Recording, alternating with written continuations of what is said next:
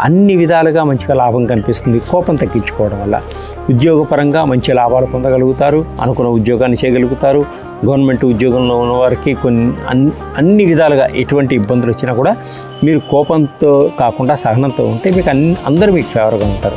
అలాగే వివాహపరంగా చూసుకుంటే మీకు అనుకూలమైనటువంటి వాళ్ళు దొరికేటువంటి సూచనలు కనిపిస్తున్నాయి. స్త్రీలకు కానీ పురుషులకు కానీ విద్యారంగంలో కూడా మీకు ఉన్నత స్థాయిని ఎదగగలుగుతారు. మంచి ర్యాంకులు పొందగలుగుతారు. పోటీ పరీక్షల్లో ఉత్తీర్ణులు కాగలుగుతారు విద్యార్థులు. అలాగే విద్యార్థులు చెడు స్నేహాలకి దూరంగా ఉండండి. చెడు వ్యసనాలకి దూరంగా ఉండండి. తల్లిదండ్రులని దృష్టిలో పెట్టుకోండి. వారు పేరు ప్రఖ్యాతలను వారి పరువుని కాపాడండి. మీరు సంతానపరంగా కూడా మంచి పేరు ప్రఖ్యాతలు వచ్చేటువంటి సూచనలు కనిపిస్తున్నాయి. విద్యార్థులకు విద్యారంగం